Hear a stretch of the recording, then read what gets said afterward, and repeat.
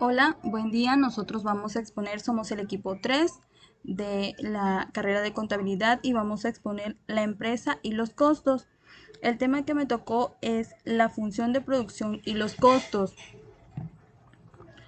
La función de producción muestra la relación técnica que hay entre la cantidad producida y la cantidad de insumos utilizados para producir esa cantidad.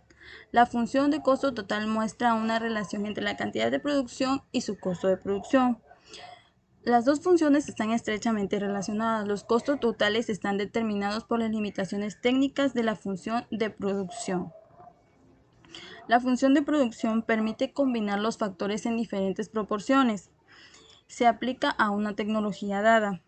Se describe lo que está técnicamente viable cuando la empresa produce de manera diferente. A medida de que la tecnología avanza, la función de producción varía. Una empresa puede obtener más producción con estos factores. Hay una producción a corto y a largo plazo. A corto plazo se refiere al periodo de tiempo que no es posible alterar en cantidades de uno o más factores de producción.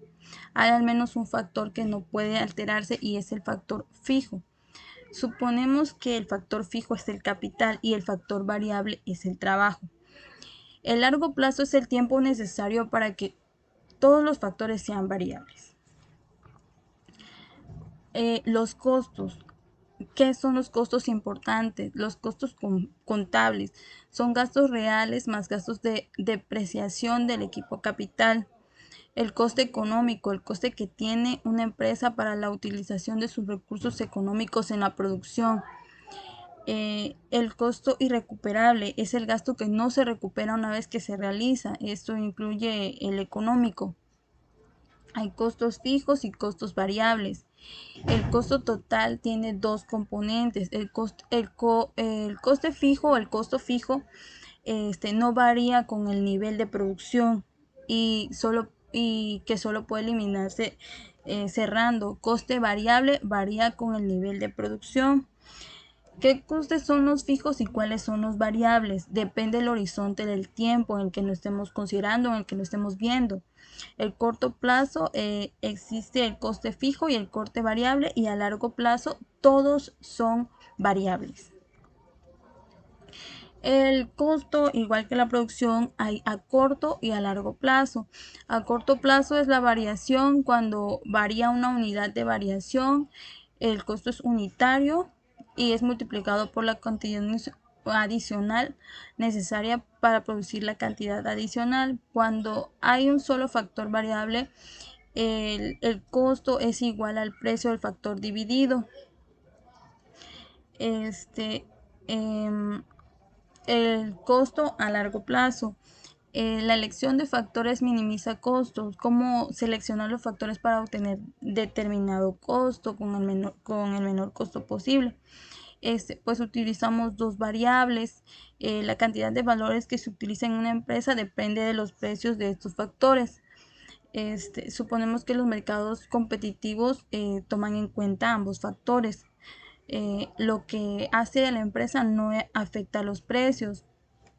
También que se toma en cuenta en los costos y en la producción, el personal, los trabajadores, todo eso tiene un costo, todo eso tiene una producción, todo eso puede variar en una empresa, dependiendo el capital humano con el que se está elaborando.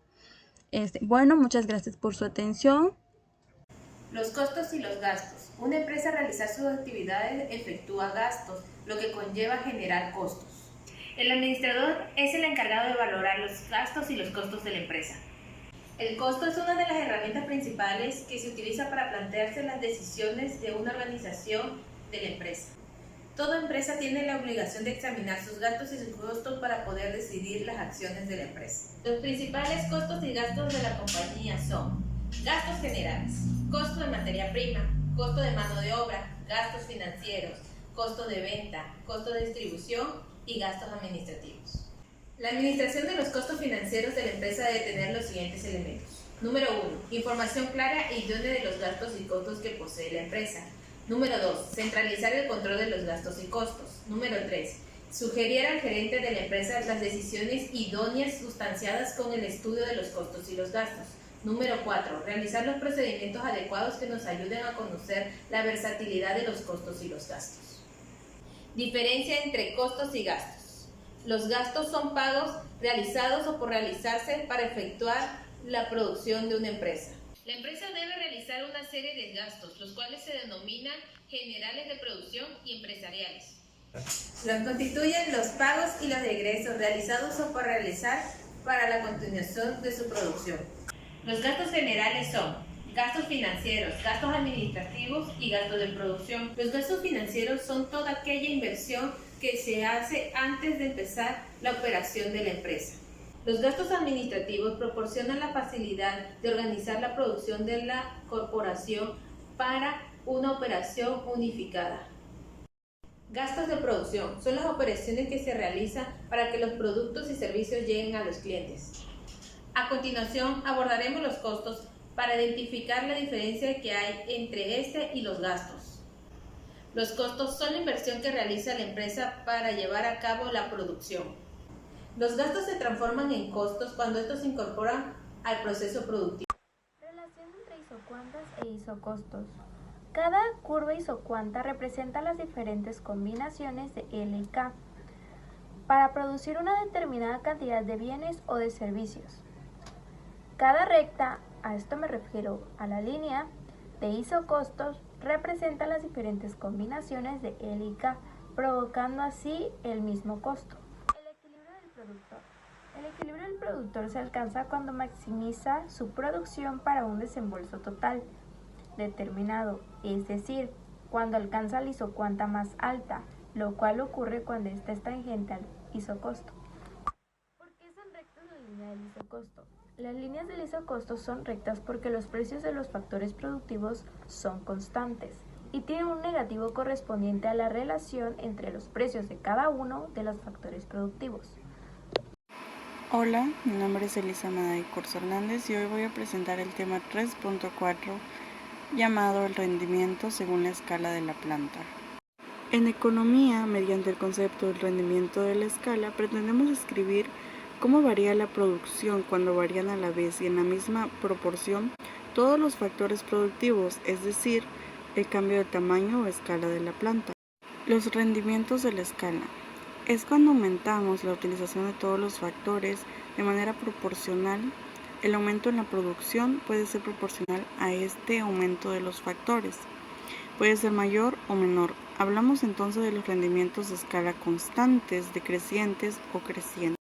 Rendimientos de escala constantes. Es cuando el aumento de la producción es en la misma proporción que el aumento de los factores. Rendimientos de escala decrecientes.